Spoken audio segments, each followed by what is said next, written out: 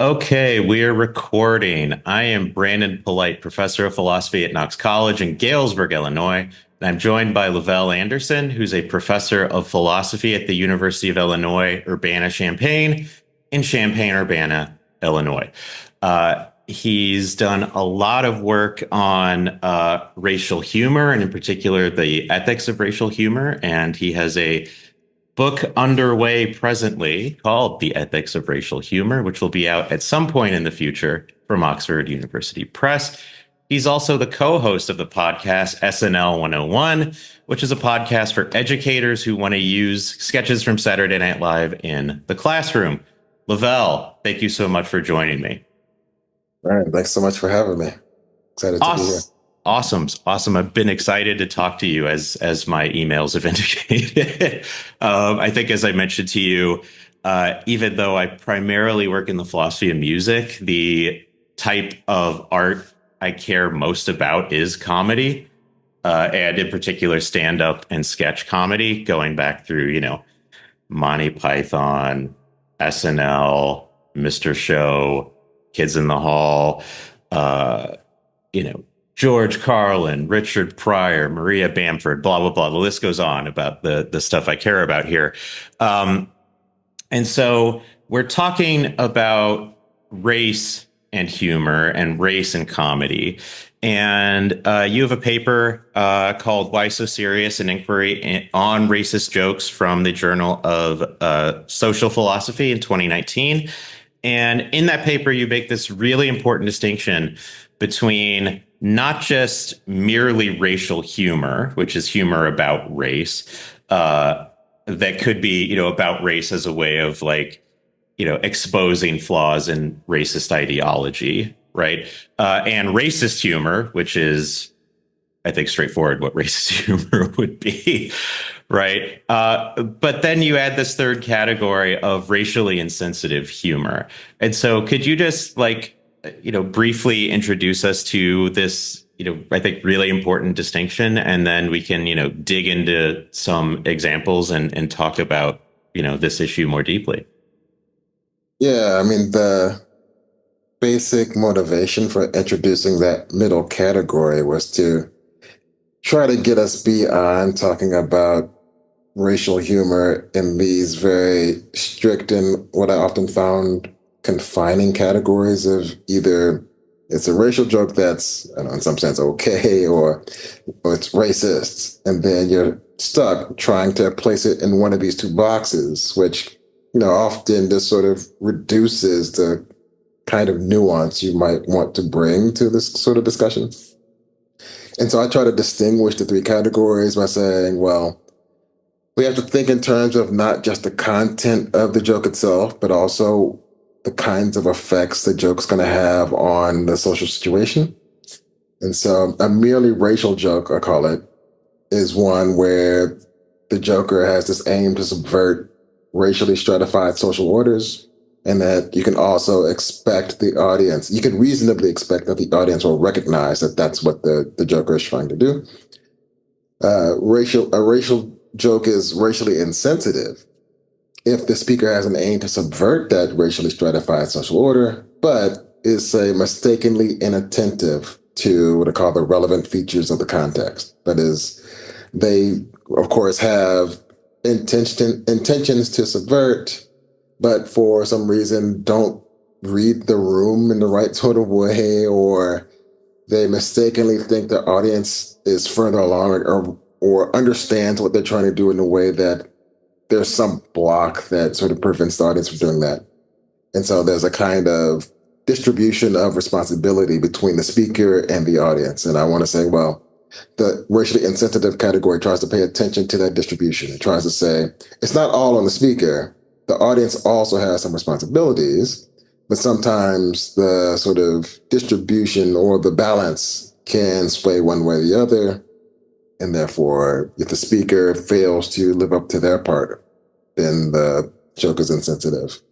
And then, of course, racial jokes can also be racist. And I say it can be racist for one of two reasons. Either the joke aims to reinforce what I call the hermeneutic resources of a racially stratified social order, I mean, think here basically of the meanings that are available to people. Or the relevant context just forecloses interpretations that challenge the racially stratified social order. It might be something about the context, the setting in which the thing's happening, or the kinds of attitudes and beliefs the audience has that just makes it virtually impossible for them to understand the joke is doing anything other than, say, reinforcing some negative stereotype.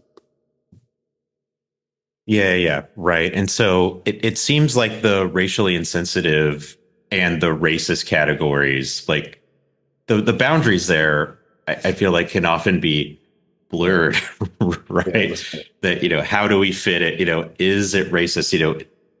Did the, stand up say, right, or the satirist say, do enough work to clue the audience into, what their intentions were with the joke to like get them on board enough such that it's not merely offensive, right, Right. and not merely derogatory, but Mhm. it's lampooning, for example, like racist stereotypes, as opposed to employing them for the sake of harming the targeted group, for example. Right.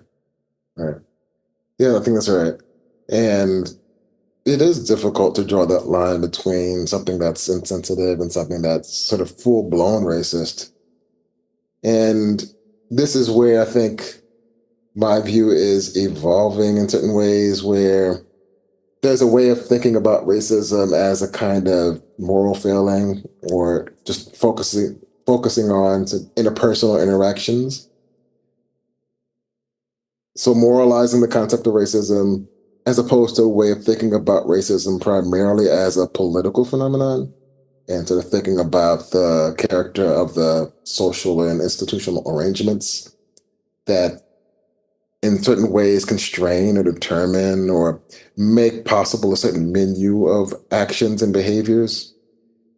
And I lean more towards that second way of understanding racism, understanding it as primarily a political thing, thinking about the context it gives rise to order our behaviors and actions. And so part of the move to thinking about not just what's going on inside the head of the speaker, but also thinking about the features of the context, say the socially stratified racial order or something like this.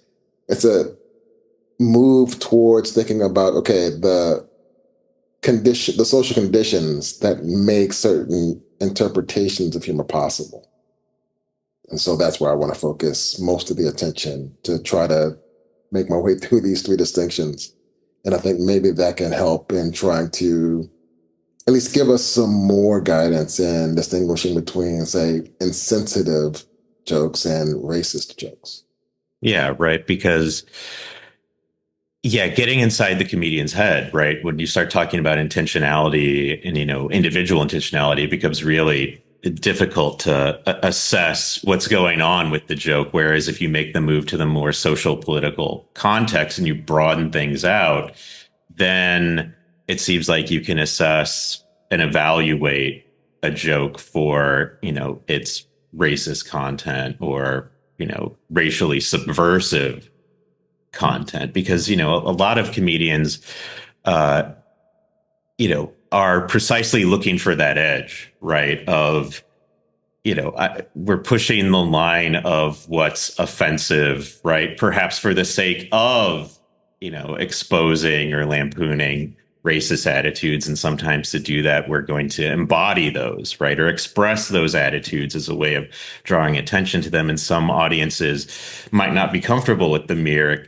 expression of or use of derogatory language, racial slurs, etc., right? Even if the aim is precisely to make fun of that attitude, right? And that's why, especially political satire gets really dicey, right? That if you're not careful as the satirist, the audience is just going to think you're, racist, homophobic, transphobic, et cetera, right? That's right.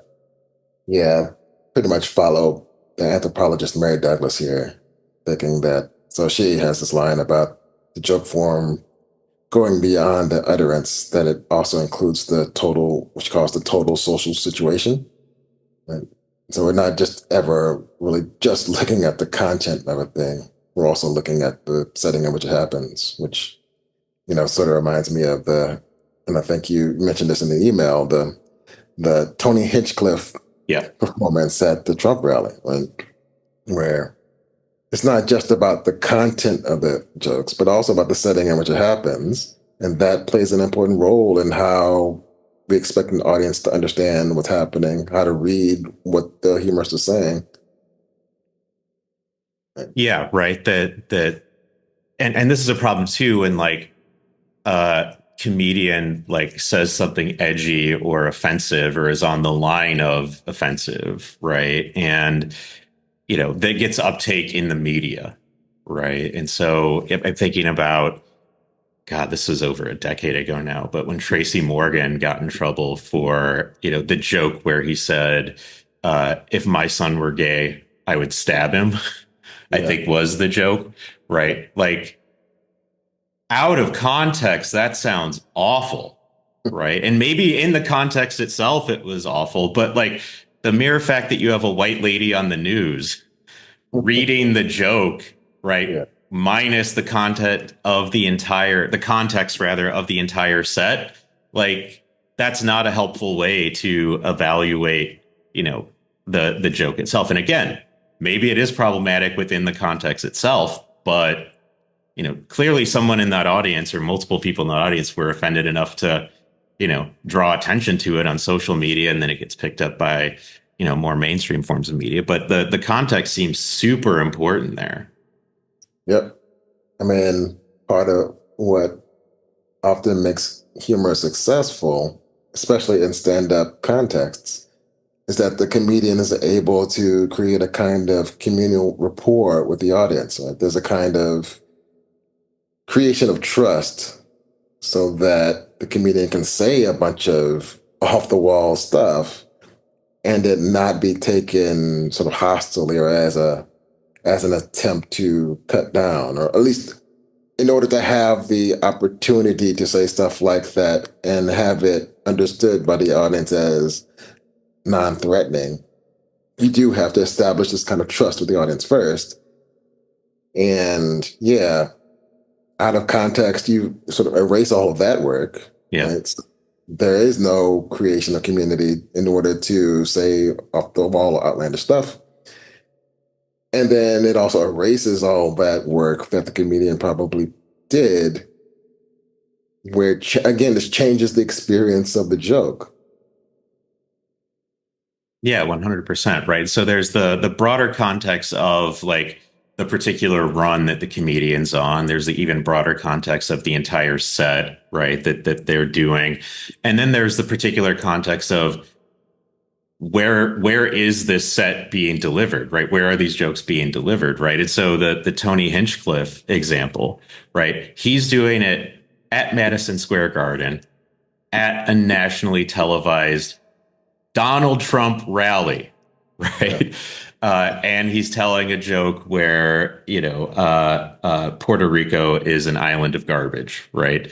That was the content of the joke, right? That's radically different than telling the same sort of joke at the Comedy Cellar at the Comedy Store, right? Yeah. Where, or like when you're like the headlining act on a comedy tour, right? Where your particular audience is coming, right? That particular joke, or even told by a different person, right? It's so like, who says the joke matters. This context, of the entire set in which it says matters, and then the particular, nature of the relationship between audience and stand-up, right? The where it is, it's different at the Comedy Store versus a college campus versus a political rally, right? And so, the defense say that Jon Stewart gave to Tony Hinchcliffe, where it's like, look, comedians should get to talk about whatever they want to talk about, right, on stage because they're just joking, right? Seems to be the gist of that, right? Like it just seems totally insensitive, this idea that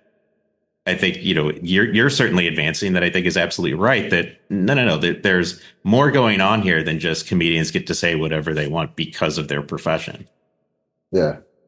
And I mean, in truth, the use of humor in public venues is a long-standing tradition, right? It's not just sort of in comedy clubs, but the use of humor in lecture circuits in the 19th century, for example, it's a prominent feature.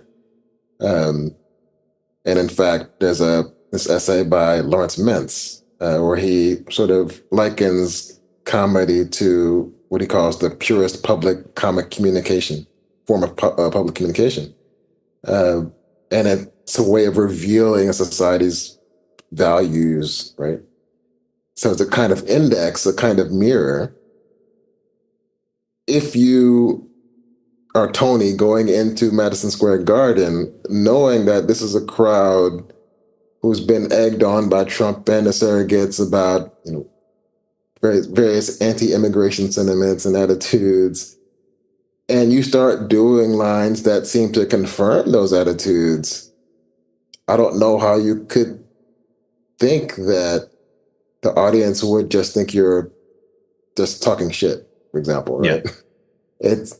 You at that point just have to know that what you're doing is going to be taken up as a joking way of affirming some serious attitude. And the context sort of just makes that abundantly clear. Yeah, that seems exactly right. There's no other way to interpret what's going on, right? He's not just joking, right? This isn't just messing around. This isn't just playing around. He is affirming the attitudes of the people in that audience, and he knowingly did it, right? Yeah, and so, I mean, what do you make of like the sort of defense that John Stewart made, right? Which is the type of defense that a lot of people in stand up make, Jim Norton's made it. I think Dave Chappelle's made it. I think Ricky Gervais has made it, right? This Yeah. is somewhat common, right? That look, we comedians have a license, our artistic license is such that we get a joke about everything, right? Because if we can't joke about everything, then we can't joke about anything, right? Which it feels totally bullshit to me, but like, what is your take on that type of argument? Yeah, I think it's just, mm, what's the word I'm looking for? I think it's disingenuous. I mean, you, you can make a kind of argument for the scope of appropriate comedic objects and say, well, comedians should have sort of wide berth or wide license or whatever. But that doesn't also mean you can make the stuff a separate argument that there aren't time and place considerations that we should also be thinking about. That it's the license argument doesn't entail the time and place carte blanche argument, right? So those are just two separate things. And Stewart and others seem to be running those two things together. And I think that's just sort of disingenuous. Yeah, I think that's exactly right. Right. The mere fact that comedians get to joke about any topic does not mean that any joke about any of those topics is therefore appropriate or non-offensive or, shouldn't receive pushback by other people, whether in the audience heckling or else, on social media or else within the broader media landscape. Right. Uh, that seems entirely right, and you're right that those are two entirely separate things, right? There's the time, there's the place, there's the context, and there's just the execution, Yeah. right? That yeah, I could joke about any topic, but how you do it matters, right? The content of the joke matters, the target of the joke matters, right? And the nature of the joke, are you using racial humor, broadly construed to like put people down in oppressed groups, or are you using it to, lampoon racial stereotypes? Are you doing it, to uplift that community, right? By, drawing attention to, various manners in which they are oppressed. So I think one thing that makes it a bit trickier for comedy. So often when comedians make these kinds of arguments, they want to treat comedy as purely an art form, sort of Yeah. wholly sort of distinct from or autonomous, or something like this, right? Where you think about it totally separately from everyday life. The problem with that is that, of course, the comedic is pervasive, all pervasive. So it's not just located in comedic art forms, but it's something that we engage in an everyday conversation. And that's a thing that's, again, a cross cultural phenomenon where we, as human beings, have developed these practices to use comedic forms of communication to do all sorts of things, to threaten folks, to build community with others, to make ourselves seem more or less threatening to others by engaging in forms of self defamation or self defamatory humor. You try to like lessen our threatening face or something like this, right? So it has these numerous purposes, uses. That doesn't stop being the case when it enters into the art form. I mean, we could think about music as a different example where uh, yeah, of course, people enjoy music and can be musical even outside of its sort of artistic form, as a performing it as an art form. But it doesn't seem to have the same uses, an all pervasive use that comedy does, where a bad musical performance might grade on us aesthetically in some displeasing way, but it doesn't always seem to have these moral and social ties or considerations that in the way that the comedic does. Yeah. And so you can't sort of think of it as a distinct autonomous thing. It's always connected to our everyday lives and our everyday practices. And that's just sort of difficult to separate. Yeah, 100%. I totally agree with that. And part of, as you were talking, I'm sort of reminded of, there's a difference between a stand-up comedian using a racial slur, right? And so, this is something that Louis C.K. did, and I don't know if he still does. I haven't listened to, Louis C.K. stand up for quite a while for, pretty obvious reasons. But he used the N-word pretty regularly in his set, in addition to the bit about the N-word, right? Which which is a relatively good joke, I feel like, about, people, on the news or, whatever, when you say the N-word, you're just making me think the word, right? But, he was someone who did it for, a very long time and seemed to get very little pushback in a way that maybe a lot of other stand-up comedians, white stand-up comedians, probably would have. But there's a difference between him using a racial slur of that sort and an actor in a film doing it, right? And so although I mean there's a difference here, I think, between the type of film, right? And so like Quentin Tarantino films where the N-word is used excessively and gratuitously, and like gratuitously is unnecessarily, right? Versus, like 12 Years a Slave or something, where it's like, no, it's appropriate for these white actors in this context, to showcase the horrors of racism and of slavery, right? To like use the term in this way, as opposed to the more flippant way that, it gets used in Quentin Tarantino's films. Maybe Django Unchained notwithstanding. Yeah. Yeah. Roy Wood Jr. has a like hilarious joke about white actors in civil rights movies who have to perform these horrendous characters who are performing the service because they're ostracized. So you have to think of them as ostracized on set because they're playing such awful people. And so one of the examples was Leo DiCaprio and Django. Like, he had to suffer through that whole filming or whatever. Uh, but it's also a necessary role if you're trying to, for example, in a kind of civil rights movie, be somewhat historically accurate or faithful.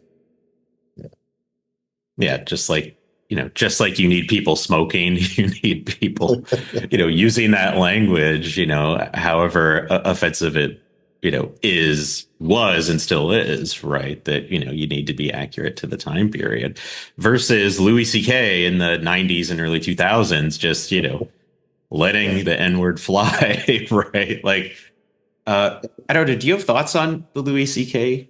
case? I mean, Yeah.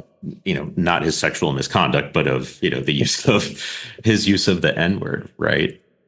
Yeah, I mean, I think it happens occasionally where a comedian someone who's again seen as in the out group, who's not sort of one we think would be licensed to appropriate a derogatory expression because you're not the target of it. So there seems to be some clear social linguistic rules around that where your ability, the appropriateness of your use depends on whether or not you're a member of the targeted group or Yeah. not. But sometimes there are these licenses, or at least there appear to be. And yeah, Louis C.K. seems to be one of them where, again, it goes back to the ability to construct and maintain a kind of comedic community with the audience that, again, allows one to engage in these sort of tendentious acts, right? Um, and it's the same, I think back to the Emmett Smith roast where Jeff Ross was doing these jokes about Shaq basically being a gorilla. And I remember, I think Jamie Foxx was hosting, and you had a lineup on the dais. I think Monique was on there. I think Joe Torre, Shaq was up there, Emmitt Smith. There was another Doug Williams who was famously roasted by Jamie during his set. But Jeff came on just delivering all kinds of racial jokes, racial lines that were stinging. And if they were done by another white comedian who didn't have the timing and didn't have the kind of rapport that Ross has, you could have seen it would have failed miserably, right? But again, I think a lot of that has to do with the way that Ross and also Louis were able to construct and maintain a certain kind of comedic community, especially with Black audiences. Mhm.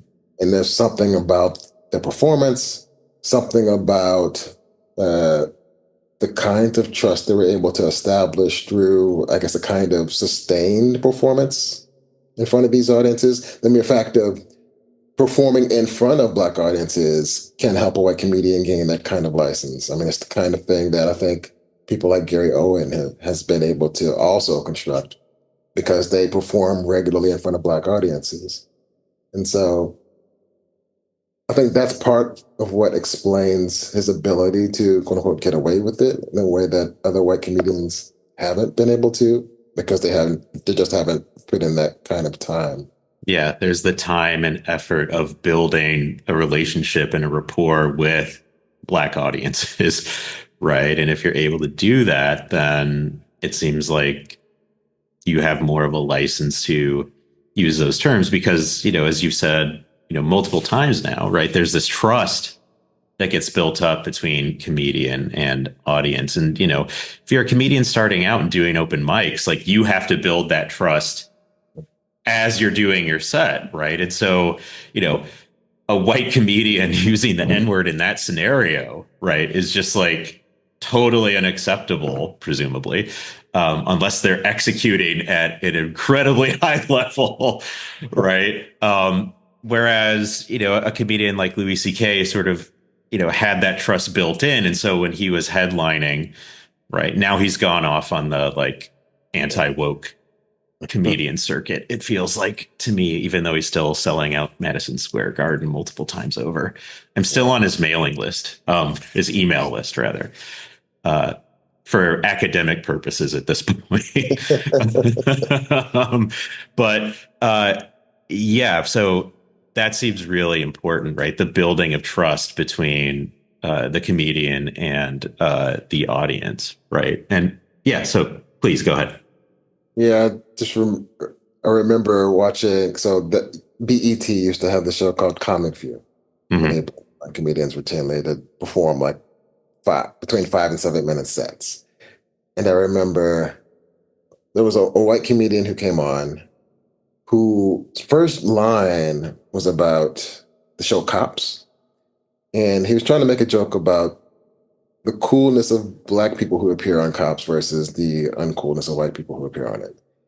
And I think his first line was something like, I was watching Cops the other day. Black people, you look good on Cops. Immediately lost the audience. The first line, right? You could tell what he was trying to do, but there was this massive failure of performance. He, yeah. So again, he didn't build that trust. He didn't build the comedic Yeah. community, in part because just the clumsy performance. So that sort of doomed him from the start, and that's sort of what derailed him on the set. But there were other white comedians who went on. So Dr. John, I think, who's a white comedian from New Orleans, I want to say, Hmm.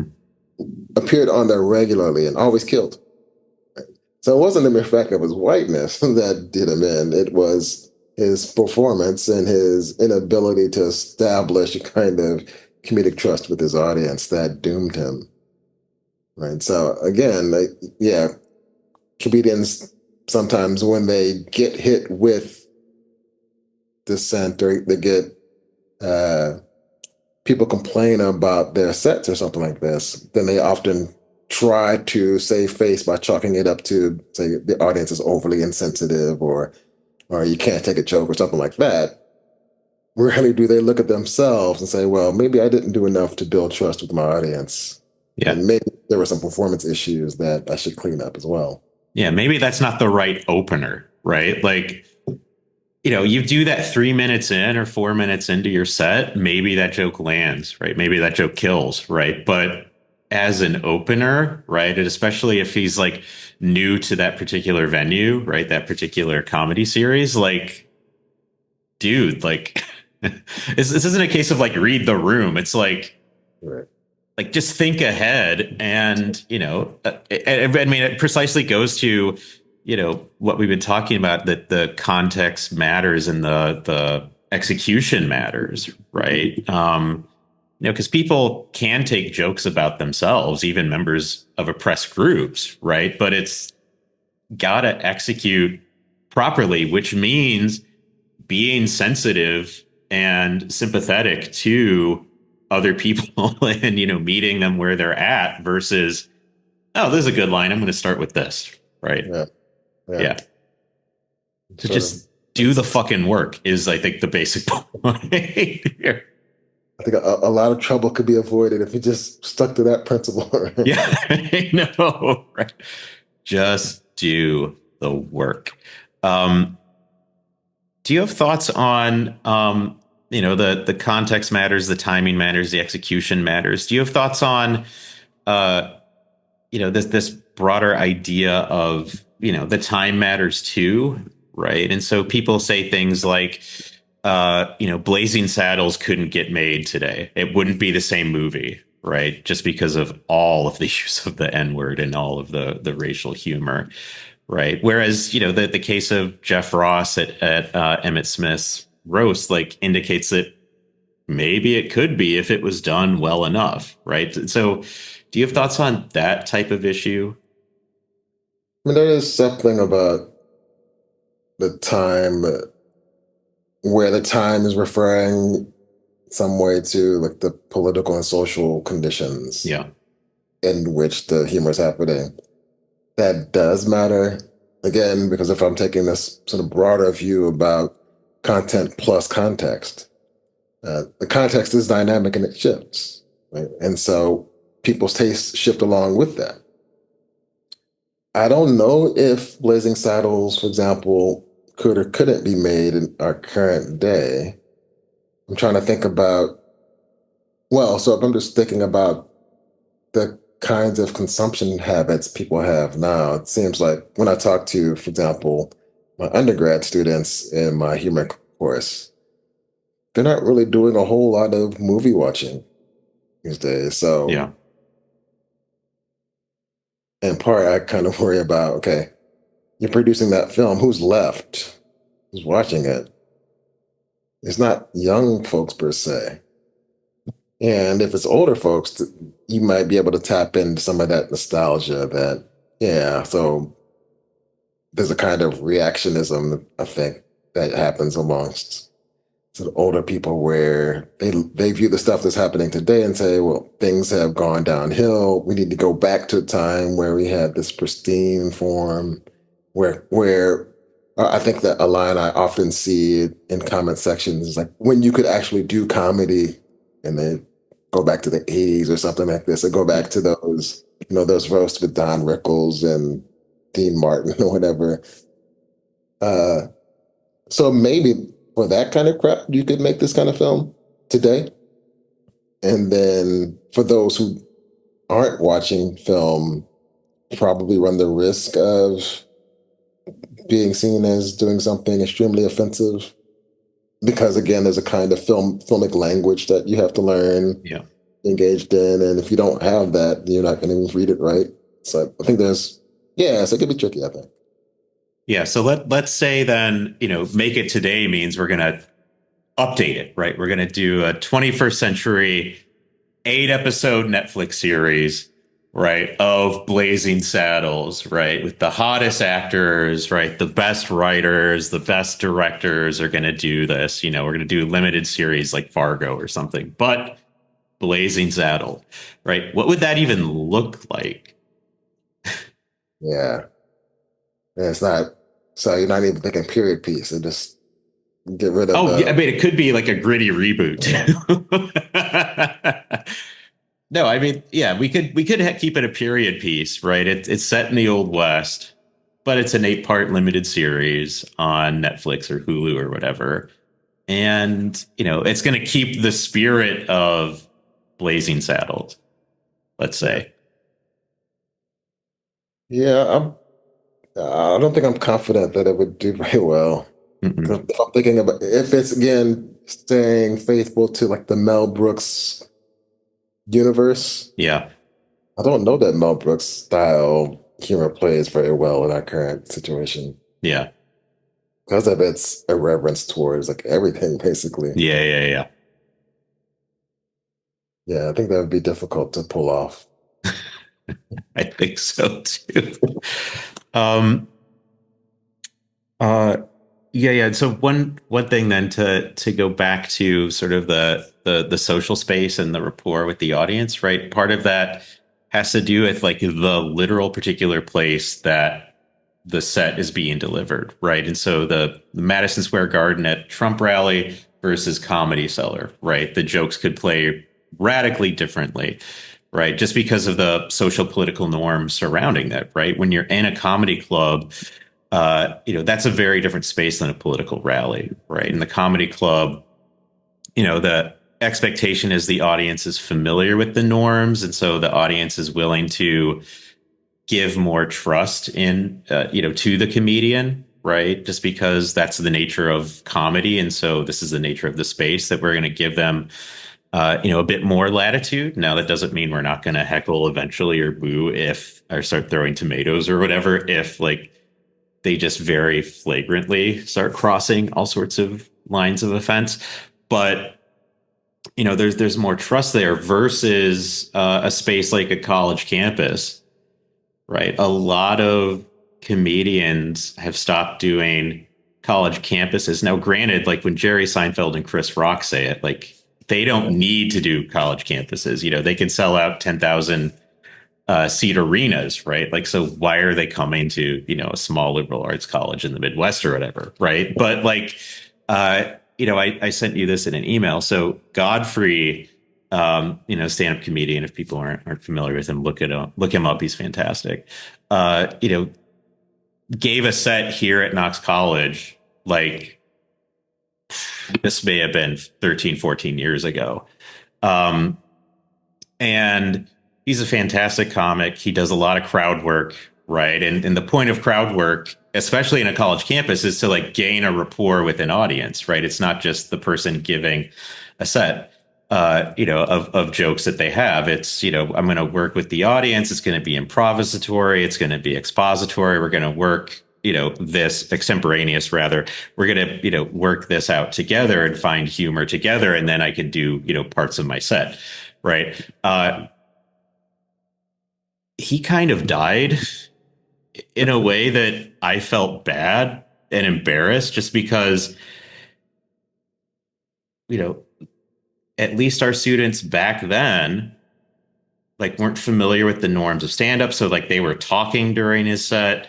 Anytime he would tease them about anything, people would get offended. There was a member of the Ultimate Frisbee team who like stood up and stormed out of the space because he was making fun of Frisbee, right? Like it was sort of ridiculous, but at the same time, it's like, to be sympathetic to my own fucking students, right? Like they just weren't used to stand-up comedy. They weren't familiar with the norms. And so like his attempt to, create a rapport with them just didn't work at all. And so I don't know, do you have thoughts on the college campus thing or just more thoughts on like the context and the trust between audience and comedian?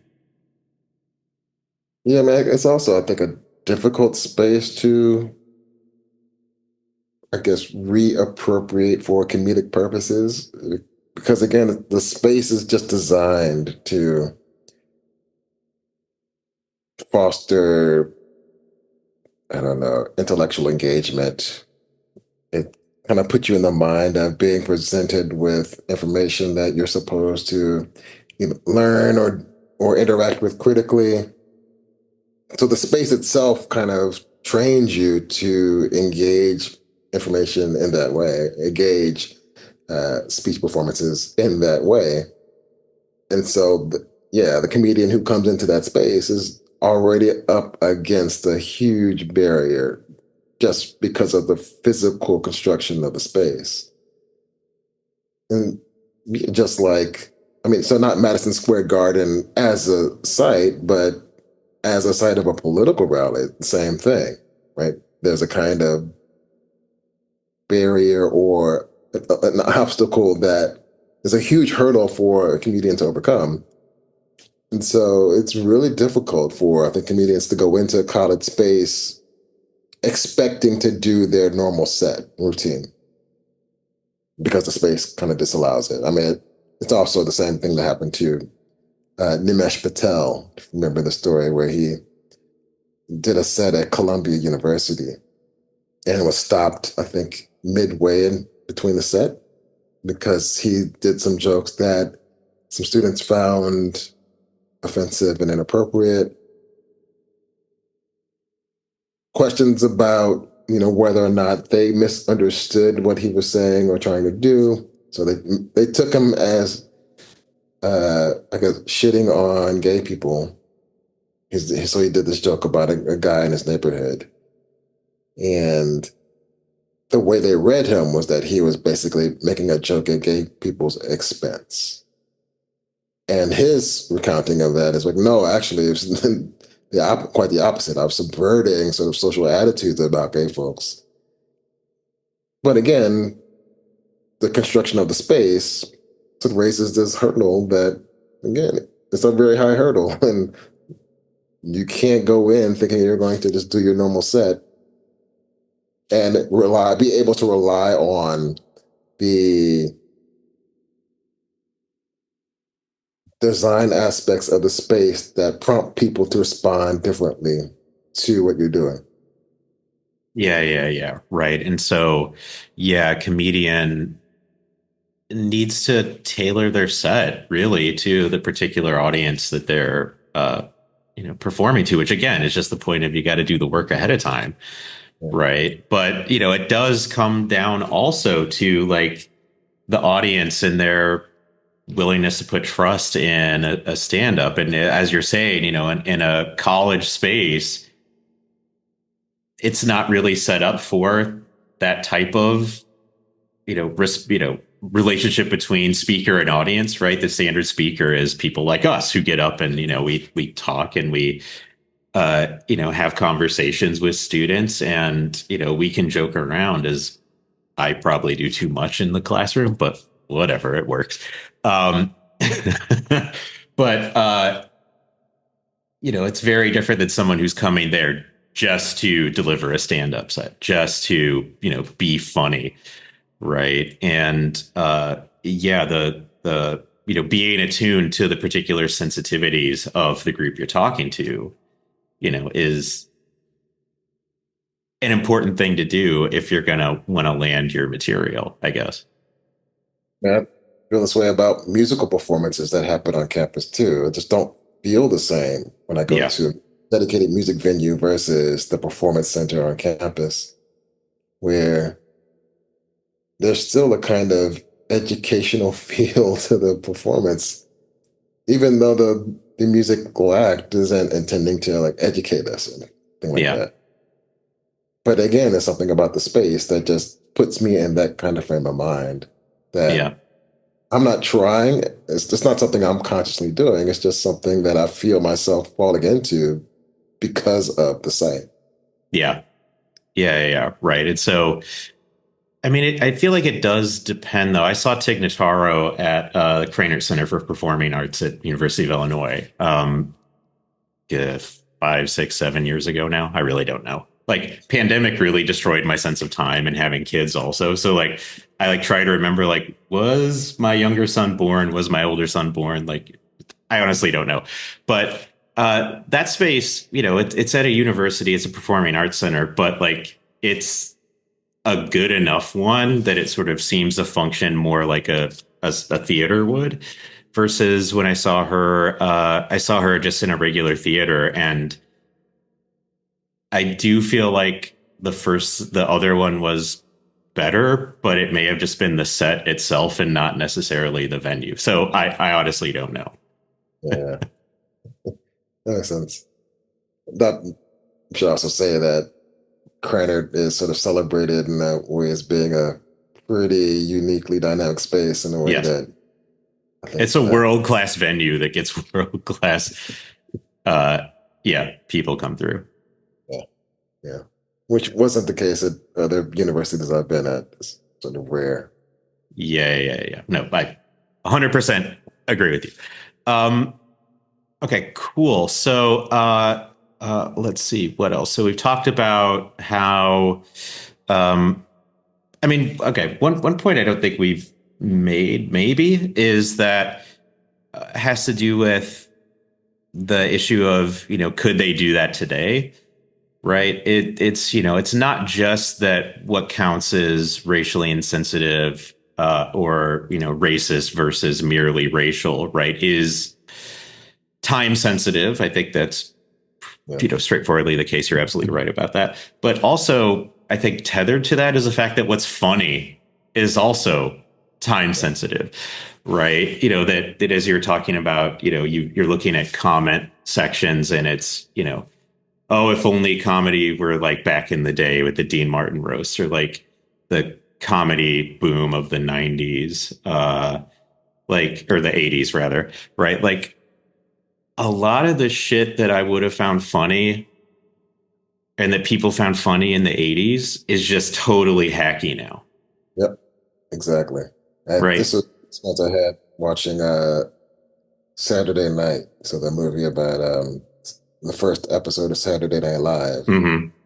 and saying so in preparation for the film, I watched the first episode, and the stuff that was going, I mean, the stuff that was they were doing, yeah, maybe it cracked people up in 1975, Coneheads. Yeah. but it would get no like. So Andy Cohen just basically lip syncing to Or what Andy was it? Kaufman lip syncing to Mighty Mouse. Yeah. Yes, yeah, Andy Yeah. Kaufman. I just sort of watched that straight face. There was nothing about it that made me chuckle or laugh or anything. Hmm. But I don't know. I probably would have had a different reaction in '75. Um, it's definitely right that outside of the permissibility or impermissibility of the content, just the what people find funny also shifts, right? And definitely true here. So and not even just with racial content, right? For all sorts of content, the things that made people laugh 20 years ago, 30 years ago, 40 years ago, are going to be different. And so we're always going to be in this constant cycle of shifts and changes and some dynamic shifts in taste. Yeah, I think that's right, and that very much relates to your idea of sort of thinking about this in a broader social political context, right? Part of that is precisely the fact that socially, over time, what's funny then isn't necessarily funny now. It doesn't land the same way. It doesn't hit the same way, and some of it has to do with, especially stuff that's timely, right? That has to do with like it's really hard, I think, to go back and watch any Daily Show from more than a few weeks ago, maybe a few years ago, because like you need to go back to that mindset of like the Bush administration or the Obama administration and like know who the people are that they're joking about, right? And a lot of Saturday Night Live, I feel like, is like that too. If you don't know who, you know, uh, like Dana Carvey's like George Bush Senior impression, like Yeah.